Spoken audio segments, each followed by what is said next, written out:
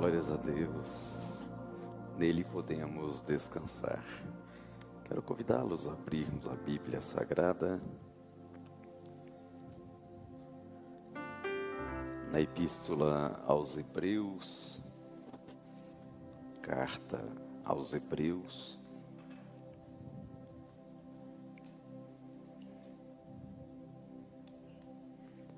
no capítulo 10 e verso 39.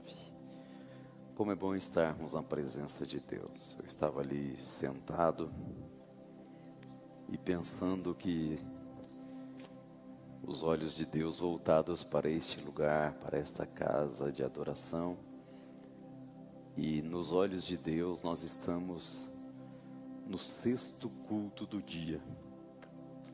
Começou às 8h30 da manhã, com o primeiro culto do nosso Ministério de Música, se preparando aqui, que Deus recebe como adoração. 9h da manhã, o culto da palavra com a escola bíblica dominical. 10h20, o culto matinal com toda a igreja. 14h, o culto de adoração ao Senhor em espanhol.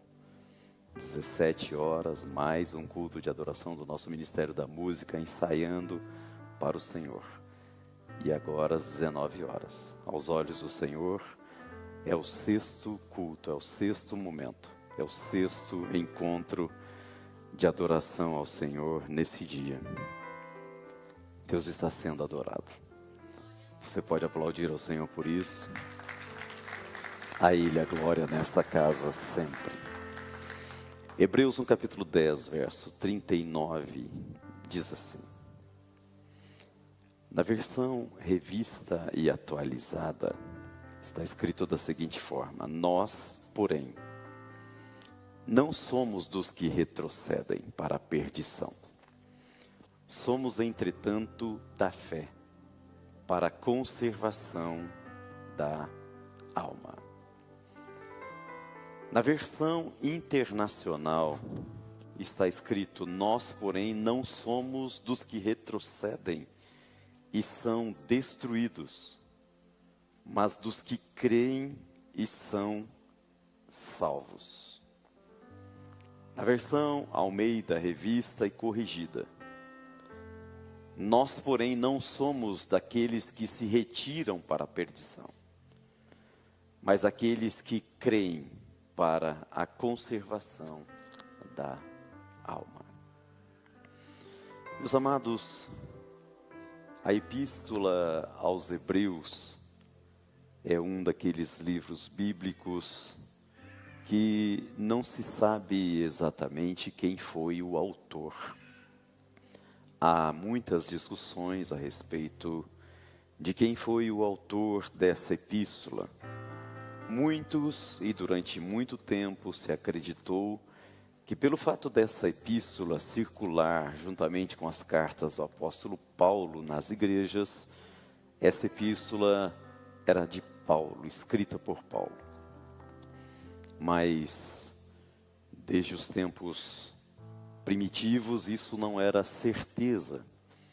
Por ocasião da reforma, chegou-se à conclusão, com estudos mais aprofundados, de que, por mais que contenha aspectos teológicos, a teologia paulina, mas a forma de escrita, o vocabulário usado, não é o vocabulário de Paulo. Então passou a se pensar que pudesse ser diversos outros autores. Lucas, Apolo e tantos outros, até mesmo alguns que acreditavam que a própria Maria, mãe de Jesus, pudesse ser a escritora deste livro. São muitas as discussões. A verdade é que não se sabe quem é o autor dessa epístola. Mas se sabe com muita clareza, pelo próprio nome do livro, quem são os destinatários, para quem foi enviada essa carta, para quem foi enviada essa epístola. E o próprio nome denuncia, ela foi enviada para Hebreus. Estima-se que sejam, irmãos, a princípio hebreus que habitavam em Roma, outros acreditam, os irmãos hebreus de Jerusalém mesmo, mas ela é destinada a hebreus. E os irmãos que vinham do judaísmo, os irmãos hebreus, tinham algumas dificuldades com o cristianismo.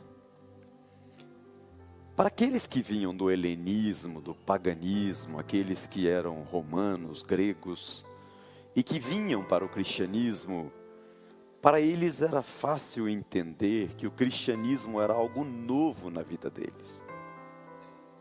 Era algo que estava se inaugurando na vida deles. Mas para aqueles que vinham do judaísmo, os hebreus, era difícil compreender que o cristianismo não fosse uma continuidade do judaísmo. Porque Cristo veio dos hebreus, Cristo era judeu, Cristo pregou nas sinagogas, Cristo fez uso dos escritos judaicos. Então, para os irmãos judeus era mais difícil entender que o cristianismo não fosse algo novo. Para eles era mais fácil pensar que o cristianismo fosse uma continuidade do judaísmo, ou uma reforma do judaísmo. E ao se depararem com a realidade prática do dia a dia do cristianismo, ensinado por Cristo, teologizado por Paulo, eles começavam a viver uma vida de oscilações. Horas entendiam o que era o cristianismo, horas retrocediam para o judaísmo.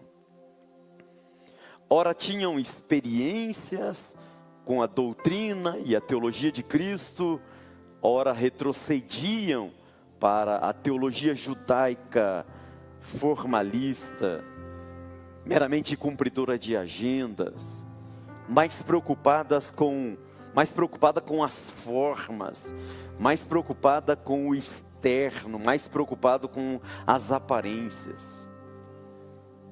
Então, ao longo de toda a Bíblia, ao longo de toda a história, é muito fácil nós vislumbrarmos a vida dos nossos irmãos hebreus ou judeus como uma senoidal. Uma hora se aproximando de Deus, outra hora se distanciando de Deus. Uma hora estando dentro do propósito de Deus, outra hora estando fora do propósito de Deus. Uma hora vivendo vidas espirituais, outra hora vivendo meras formalidades, meras agendas. E essa epístola, ela é direcionada a hebreus e ela contém na sua estrutura, no seu conteúdo, no seu bojo, ensinos, orientações exatamente para esses irmãos que estão vivendo essa senoidal. Esse hora está crente, hora está frio, hora está bem, hora está mal, hora está próximo de Deus, hora está longe de Deus, hora está vivendo a vida espiritual, hora e não tem vida espiritual nenhuma. É isso que a gente encontra muito claramente nessa epístola. E o escritor, um apóstolo do Senhor, que não sabemos quem é, não sabemos qual é o seu nome, mas ele vem traçando ensinos e orientações nesse sentido. E o auge dessa epístola se dá mais ou menos ali pelo capítulo 10. Ali nós estamos chegando no ápice da epístola, no clímax da epístola, nos aspectos mais importantes da epístola. E o escritor, ele vem dizendo: irmãos, vocês precisam lembrar dos dias passados, como vocês eram distantes de Deus, como vocês viviam mera formalidade, como vocês viviam mero cumprir de agendas. Estavam no templo, mas estavam longe de Deus. Ofereciam sacrifícios, mas não tinham comunhão com o Senhor. Faziam muitos cultos, mas pouca adoração. Muitos encontros, mas pouco louvor de verdade. Meras agendas, mero ritual, mera formalidade, mera exterioridade. Vocês precisam lembrar. E então vocês conheceram a Cristo. Vocês tiveram experiência com Cristo.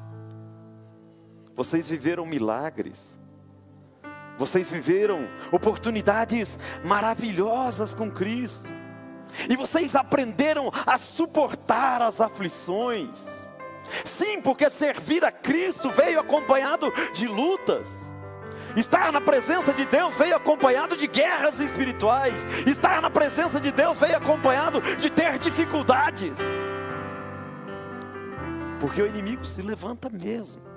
Mas vocês enfrentaram esses combates, foram vitoriosos, sofreram vitupérios e tribulações, mas tiveram com esses vitupérios e tribulações oportunidades de terem experiências maravilhosas com Deus. Milagres aconteceram na vida de vocês, portas abertas aconteceram na vida de vocês, curas aconteceram na vida de vocês. As lutas conduziram vocês a experiências maravilhosas com Deus.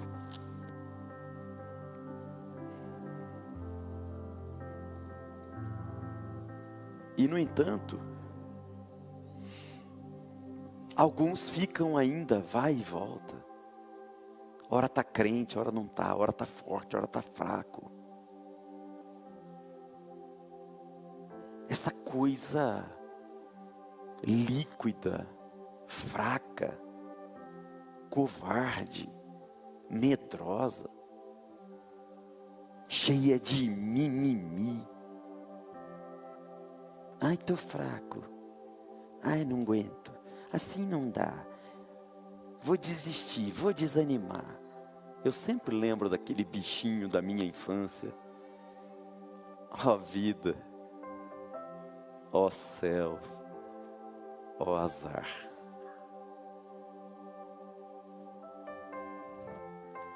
E o Senhor, através desse apóstolo, vem dizendo: vocês não podem rejeitar a confiança. Vocês não podem perder essa paciência, essa longanimidade e essa perseverança. Vocês não podem se afastar dessa caminhada. Vocês não podem fraquejar. O escritor diz: ainda um poucochinho de tempo, e o que há de vir virá e não tardará. Virá Cristo, sim, virá Cristo, mas também virá juízo. O que há de vir virá. E vocês precisam estar prontos. Vocês precisam estar em pé. O escritor diz: o justo viverá da fé. E o Senhor diz: se o justo recuar, se ele retroceder, se ele se acovardar, Deus diz: a minha alma não tem prazer nele. Se ele for fraco, Deus diz: a minha alma não tem prazer nele. E então o escritor chega nesse texto dizendo: nós não somos desse time dos fracos. Nós recusamos o rótulo de covardes. Nós recusamos esse rótulo de inconsistentes. Sim, porque a palavra que o apóstolo usa é a palavra hipóstole, que tem vários significados quando traduzida para o português.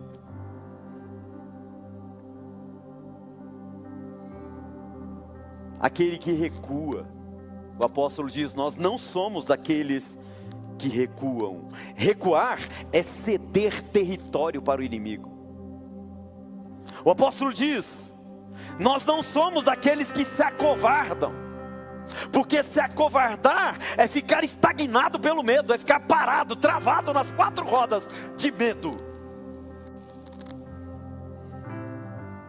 Nós não somos desistentes, porque o desistente é aquele que perde por WO, por falta de comparecimento, desiste de lutar.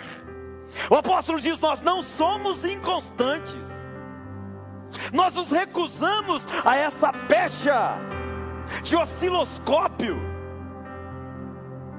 Ora está em cima, ora está embaixo, ora está bem, ora está mal, ora está indo, ora está desviado. Nós recusamos isso. Nós não somos crianças inconsistentes e inconstantes.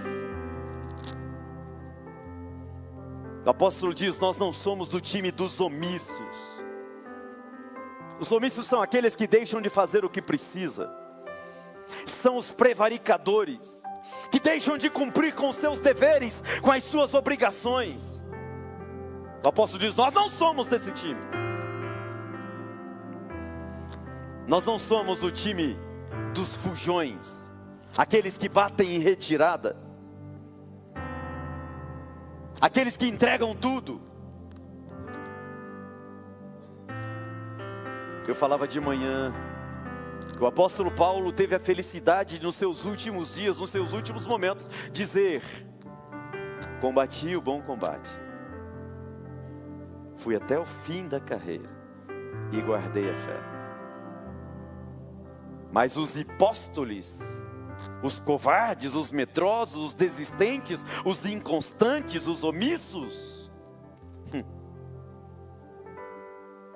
só podem dizer: não combati o bom combate, fugi em carreira e perdi a fé. Porque é isso que resta para os inconsistentes, é isso que resta para os hipóstoles, é isso que resta para os medrosos. E o apóstolo diz: nós não somos daqueles que são hipóstoles, nós não somos desse time, nós nos recusamos.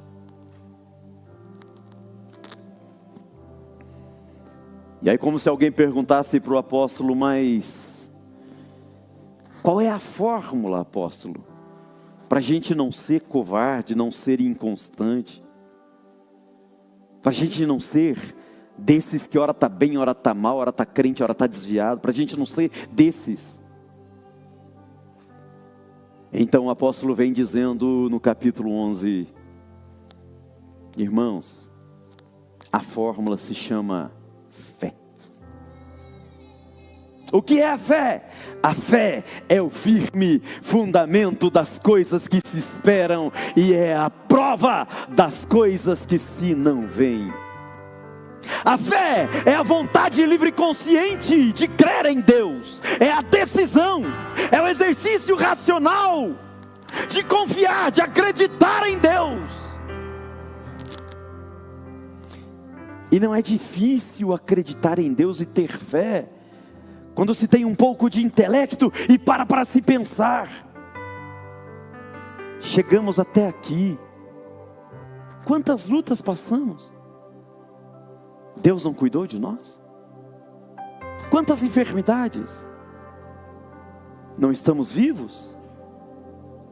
Quantas vezes o desemprego rondou a nossa família? Mas estamos aqui. Passamos por uma pandemia, mas estamos aqui. Passamos por crises as mais diversas, mas estamos aqui. Enxergamos guerras por todos os lados, mas estamos aqui. Estamos aqui. Quantas guerras espirituais se abateram sobre a nossa família? Quantas lutas nós passamos? E estamos aqui. Ora, o Deus que curou, Ele cura hoje e curará amanhã.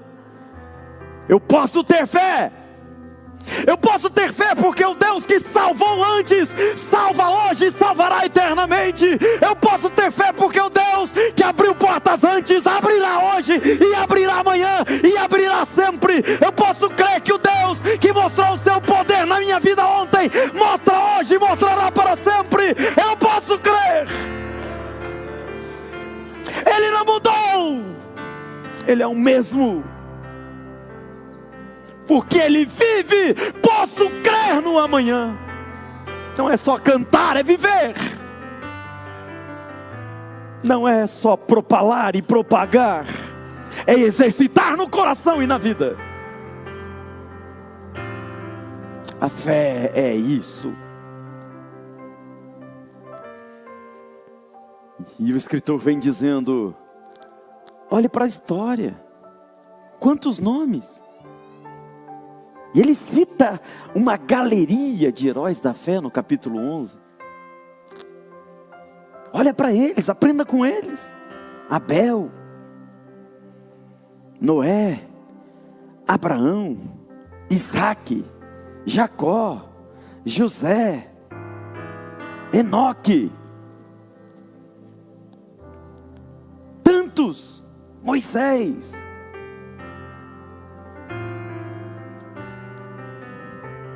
É só olhar. Deus mudou. Deus mudou. Se Deus fez para eles, por que não faria por nós? Se Deus já fez tanto por tantos, e fez tanto por nós, por que Deus deixaria de fazer? Por que eu deixaria de confiar? Por que eu deixaria de acreditar? Por que eu me afastaria de Deus? Eu não sou do time dos que fogem. Eu não sou do time dos que se acovardam. E o autor vem dizendo: e o que mais direi? Me faltaria tempo para contar a história de Gideão, de Baraque, de Sansão, de Jefté, de Davi, de Samuel, dos profetas. Pela fé venceram reinos, praticaram a justiça, alcançaram promessas, fecharam a boca dos leões, apagaram força do fogo, escaparam do fio da espada, da fraqueza tiraram forças, na batalha se esforçaram e venceram, puseram em fuga exércitos estranhos, mulheres receberam por ressurreição seus mortos, viveram a experiência de pessoas sendo ressuscitadas na sua família.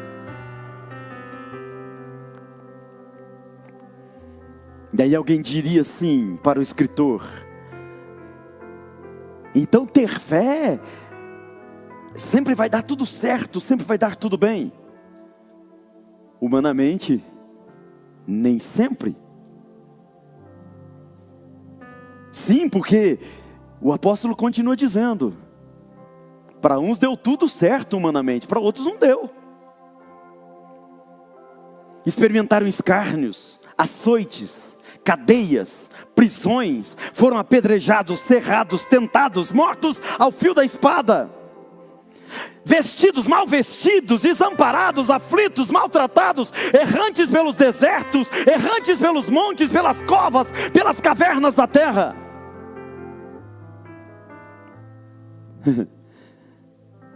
Não entendi. Quer dizer que eu posso ter fé e mesmo assim me dar mal? O que é dar mal para você? Porque se você só pensar nas coisas aqui da terra, então tua vida é muito pobre. Se você só enxerga o se dar bem nesse piscar de olhos que é a nossa vida aqui, teus horizontes estão muito estreitos, muito pequenos. Se dar bem, ser vitorioso, ter sucesso, não tem nada a ver com isso. Esse tempo aqui na terra é só um piscar de olhos, é só uma preparação para aquilo que realmente é importante, que é a eternidade. Lá é se dar bem, lá é vida eterna, lá é regozijo, lá é gozo, lá é coroação, lá é que vale a pena. E esses aqui, por terem fé, alguns aparentemente aqui na terra já deu tudo certo, outros aqui na terra não deu muito certo. Mas mesmo assim o escritor diz, mesmo assim são heróis, porque alcançaram lá, estão lá na galeria de Deus como vencedores. E é isso que vale a pena, é isso que importa. De que adianta ter todo o sucesso terreno? E quantos homens na história tiveram tanto sucesso terreno? A gente fala de tantos homens: Sócrates, Platão, Aristóteles, Anaximandro, Anaxímenes, Nietzsche, Kant, Hegel, Comte, Wittgenstein. Como é que fala Wittgenstein em libras?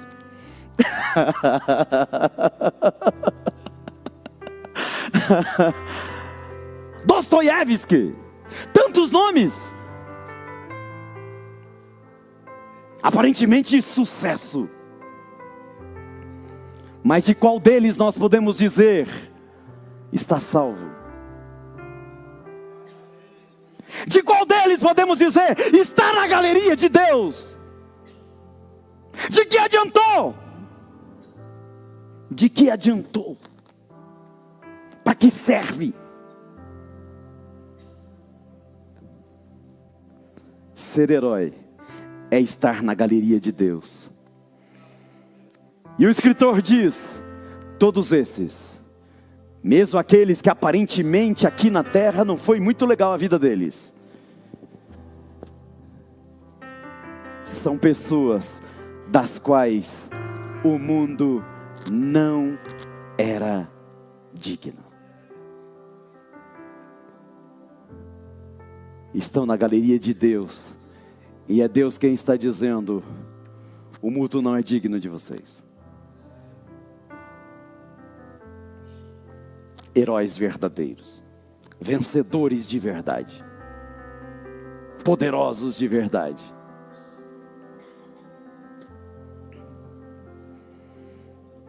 E o apóstolo vem dizendo: e nós, que estamos cercados dessa tão grande nuvem de testemunhas, esses nomes todos, nós que conhecemos todos esses nomes,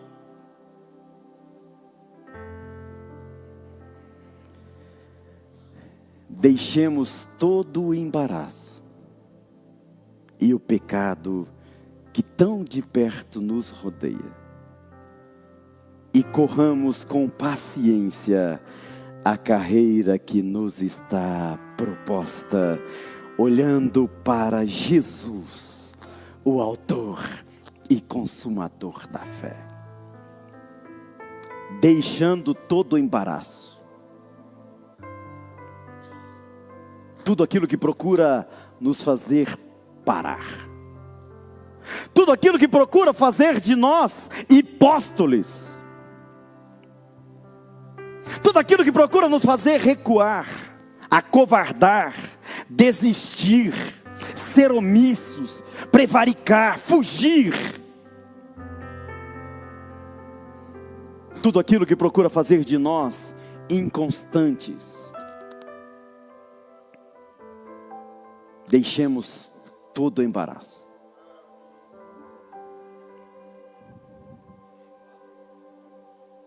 Olhe para os heróis da fé, que nas mais diversas circunstâncias que tentaram fazê-los parar, que tentaram fazê-los ser covardes, situações que a gente nem sonha passar. Abraão, imagine você, Deus se apresenta para Abraão e diz: sai da tua terra, do meio da tua parentela, e vai para um lugar que eu vou te mostrar. Aonde? Não interessa. Mas eu queria saber. Não vai saber, só vai. Só vai. Só vai. Você iria?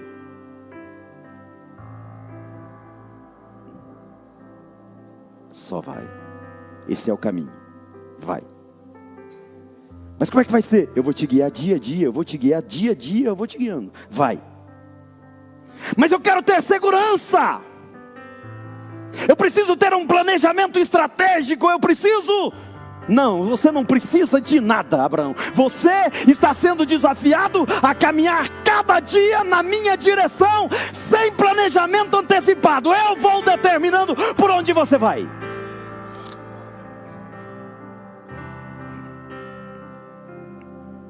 E Moisés? Moisés, como é que está a tua vida? Oh Deus, o Senhor é uma bênção para mim, o Senhor é maravilhoso. Por que, Moisés?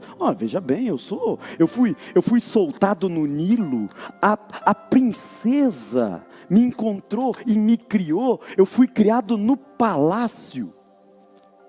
Eu sou o herdeiro do trono do faraó. Por que eu não ia dizer que é bênção? Por que eu não ia acreditar que é portas abertas? Está tudo 10. Moisés, isso é embaraço. Como assim embaraço? Tem toda a cara de bênção, mas é embaraço. Como assim? É a coisa melhor que alguém poderia sonhar na vida. O Senhor me deu e o Senhor diz agora que é embaraço. É embaraço. Larga disso. Desiste disso. Mas e o que está reservado para mim? Para você está reservado enfrentar o faraó. Para você está reservado viver fugitivo no deserto. Para você está reservado ser perseguido. Para você está reservado murmurarem contra você, reclamarem para você. Para você está reservado viver toda sorte de problema com o povo. Você iria?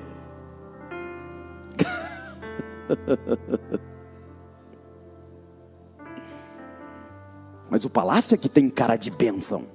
Pois é, mas não é.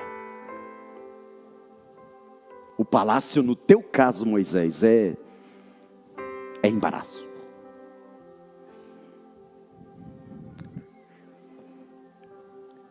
Josué,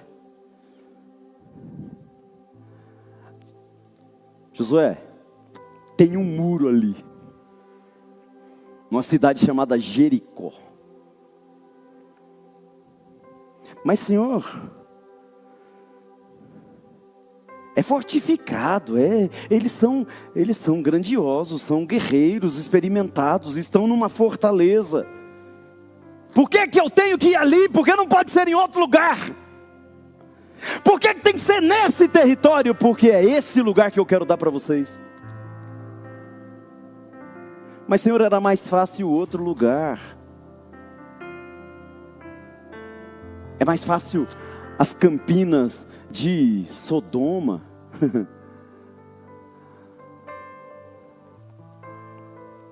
Não, Josué, é ali.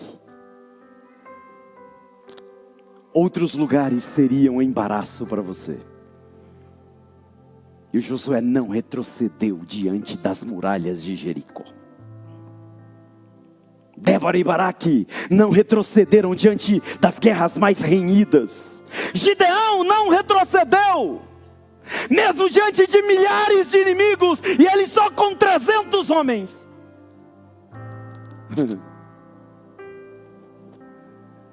Mas ele não retrocedeu. 22 mil homens era embaraço para ele. 10 mil homens era embaraço para ele. Abre mão do embaraço. Manda os covardes embora. Fica só com 300. Mas Senhor, 22 mil vai te atrapalhar. 300 contra milhares é a fórmula. Você iria?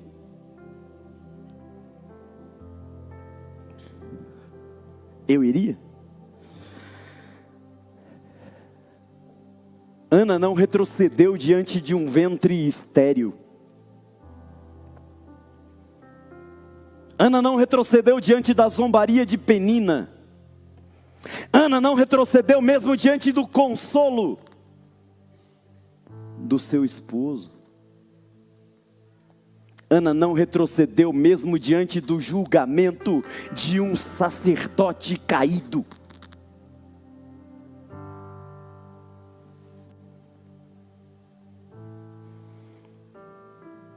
Ela perseverou em oração diante do Senhor. E Deus lhe deu Samuel. Não teve ventre estéril, não teve julgamento, não teve sátira, não teve bullying, não teve nada que pudesse deter a vida de Vitória de Ana, porque ela não retrocedeu. Ela não é do time daqueles que fogem. Daniel não retrocedeu diante de uma cova com leões famintos. Você iria? Sadraque, Mesaque e Abednego não retrocederam diante de um rei enfurecido e diante de uma fornalha aquecida 7 vezes mais. Nós iríamos. Neemias não retrocedeu diante de pessoas que armaram armadilhas para tirar a sua vida, diante de pessoas que conspiraram para tirá-lo do propósito, diante de inimigos que fizeram de tudo para que ele não cumprisse a meta, não cumprisse a missão de Deus. Mas Neemias chegou em frente. Ele não é do time dos que se acovardam, ele não é do time dos que fogem. E chegamos no ápice, quando nós encontramos o próprio Jesus Cristo. O que ele precisava?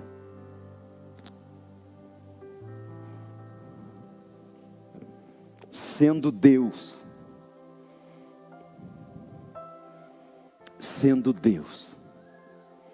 não teve por usurpação ser igual a Deus. Não retrocedeu. Anulou-se a si mesmo, fazendo-se homem. E feito homem, anulou-se a si mesmo de novo, fazendo-se servo dos homens. E feito servo dos homens, anulou-se a si mesmo de novo. Sentiu o peso, sentiu a dor. No Getsemane, humanizado, ele mesmo diz: Pai, se possível, afasta de mim esse cálice sem que eu beba. Humanizado, sentiu dor, sentiu angústia, sentiu ansiedade. Não é novidade, aquilo que você e eu vivemos não é novidade, o próprio Cristo viveu. As dores que sentimos, a ansiedade que sentimos, as situações deprimentes, deprimidoras que vivemos, não são novidade, o próprio Cristo viveu também. As angústias, não estamos sozinhos, o próprio Cristo viveu também. Preocupações, não estamos sozinhos, o próprio Cristo viveu também. Pai, se possível, passa de mim esse cálice sem que eu beba. Mas eu não sou do time dos que fogem, diria Cristo. Eu não sou do time dos Hipólites, Hipóstoles. Eu não sou do time dos que se acovardam. Eu não sou do time dos que oscilam. Eu não sou do time daqueles que fogem. Eu não sou do time dos que prevaricam. Então, Pai, não seja feita a minha vontade, mas sim a tua.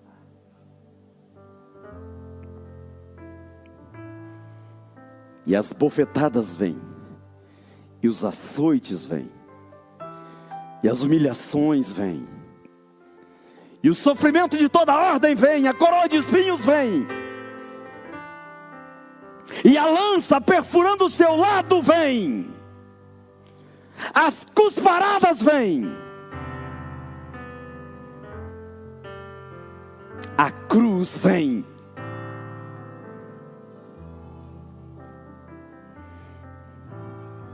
Mas na cruz,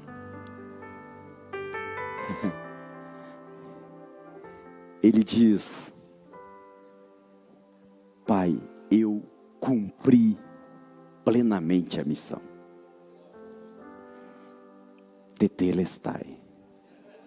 Está pago. Está pago.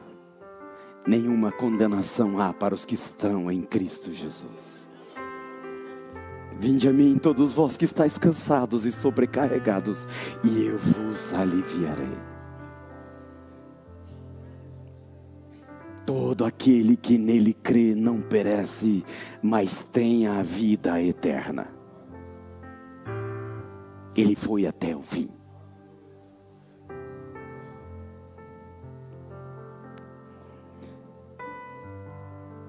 E o apóstolo diz: nós nos recusamos a fazer parte do time dos covardes, medrosos, fujões, oscilantes.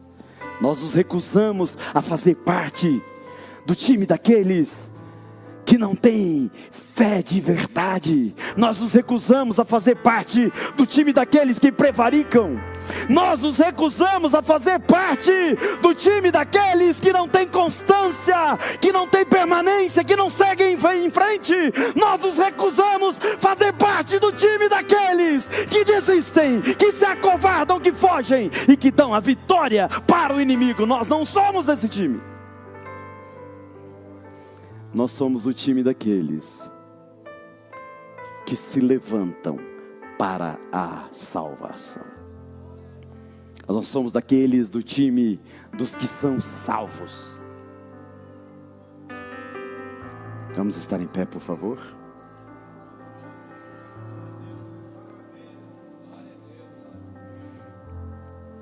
Embaraço e pecado tentando nos fazer desistir nunca faltou. Propostas, situações, boas e ruins, ofertas maravilhosas, ou lutas atrozes. Muitas são as coisas que conspiraram para que nós não estivéssemos aqui. Não foi só o frio, não foi só a chuva, foram muitas as coisas. Mas você veio. Nós estamos aqui. Nós estamos aqui. Nós não somos do time dos que se acovardam. Nós não somos do time dos prevaricadores. Nós não somos do time dos medrosos. Nós nos recusamos a isso. Nós entendemos que temos uma dívida diante do Senhor. Ele fez muito mais por nós. Tudo que fizermos é pouco para adorá-lo, para bendizê-lo, para enaltecê-lo, para glorificá-lo, para honrá-lo. Porque foi Ele que nos trouxe até aqui, Ele que cuidou de nós, Ele que zela por nós. Ele merece todo louvor, toda honra, toda glória, toda adoração. Mas eu quero fazer uma oração essa noite, porque eu sei que conspirações para te fazer e para me fazer retroceder e entrar para o time dos covardes não faltaram. Eu tenho certeza que não faltaram. Até nesse dia teve muitas coisas que tentou fazer você não vir. Eu tenho certeza que são muitas as coisas que tentaram para fazer você deixar de Cristo. Porque é assim. Mas você está aqui. E é por você que tem sido tentado e massacrado pelo inimigo das nossas almas para tentar você retroceder e desistir. É por você que eu quero orar essa noite. Eu quero que você corajosamente, você já é corajoso, já é corajosa de estar aqui. Você veio, você já venceu, já é um vencedor. Mas eu quero orar para que você continue sendo, para que você possa entender o que o propósito disse. O apóstolo disse, quando ele disse: o que nos separará do amor de Cristo? Nem a morte, nem a vida, nem os principados, nem as potestades, nem os anos, nem o presente, nem o porvir, nada, absolutamente nada poderá nos separar do amor de Cristo.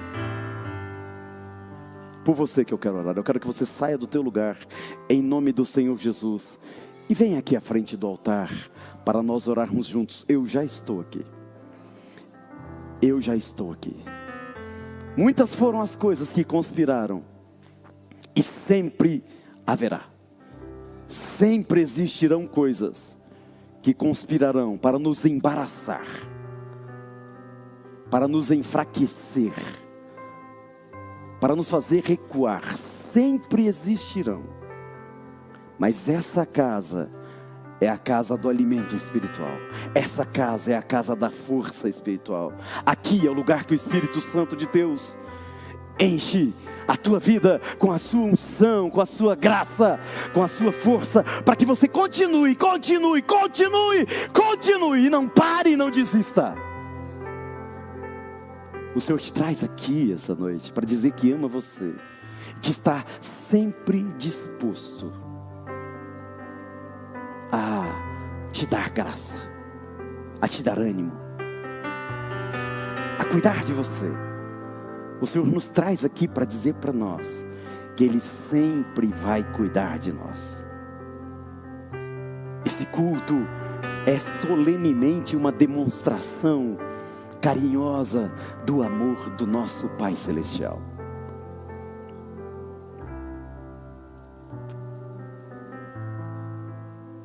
Pode vir. Eu não sou de insistir, mas eu vou insistir mais um pouquinho, porque isso está movendo o meu coração, porque isso está mexendo com o meu coração.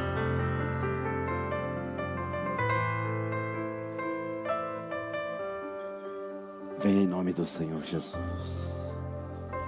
Vem em nome do Senhor. Isto. Essa noite é uma noite muito especial. Muito especial. Muito especial. Estamos cercados de tantas coisas que tentam obnubilar a nossa mente, que tentam fazer a gente pensar coisas ruins. Mas o Senhor nos traz aqui para limpar a nossa mente, abastecer a nossa alma com o doce bálsamo do seu Espírito. O Senhor nos traz aqui para mostrar quem nos ama. O Senhor nos traz aqui para mostrar o seu amor. Senhor Deus e Pai, nós estamos em Tua presença santa, agradecidos, Senhor, prostrados diante do Senhor, curvados em alma diante do Senhor, aceitando, Senhor, a Tua doce, excelsa e bela demonstração de amor, declaração de amor do Senhor para conosco. Sim, porque nessa noite o Senhor escolheu como mensagem demonstrar o seu amor para conosco, demonstrar o seu cuidado para conosco. E nós estamos aceitando, Senhor, essa revelação de amor do Senhor. E estamos aceitando esse abastecimento de unção e de graça e de força e de poder. Sim, Senhor, porque nós precisamos. Humanamente somos pequenos, somos fracos, somos imperfeitos. A nossa carne é fraca e muitas vezes somos tendentes a passarmos a borda do abismo, mas o Senhor, com o seu cuidado, com o seu amor, está sempre nos protegendo, nos guiando, nos orientando, nos segurando. E nós aceitamos esse amor, nós aceitamos essa graça, nós aceitamos essa misericórdia, nós nos rendemos ao Senhor, nós nos entregamos ao Senhor. Mais uma vez entregamos a nossa vida nas Tuas mãos. Mais uma vez entregamos a nossa história nas Tuas mãos. Mais uma vez nos rendemos por completo, para que o Senhor faça de nós instrumentos nas Tuas mãos, para que o Senhor faça de nós flechas na mão do arqueiro, para que o Senhor faça de nós cumpridores verdadeiros do Teu propósito na terra, para que o Senhor faça de nós verdadeiras testemunhas do Teu reino, para que o Senhor faça de nós verdadeiros embaixadores da Tua graça, para que o Senhor faça de nós verdadeiros construtores do Teu reino. Usa-nos nas tuas mãos. Usa-nos nas tuas mãos, Senhor. É o nosso pedido, é o nosso agradecimento. Em nome de Jesus. Em nome de Jesus. E se você pode, aplaudir ao Senhor, a Ele a glória.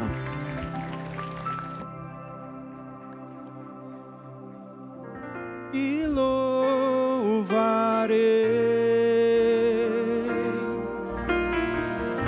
não importam as circunstâncias,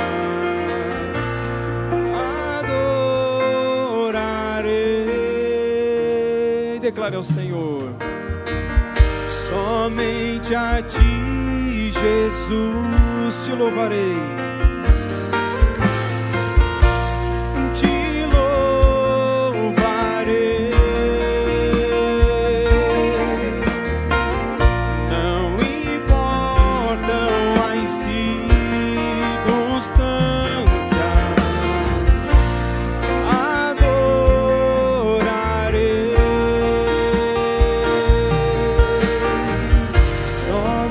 A Ti, Jesus,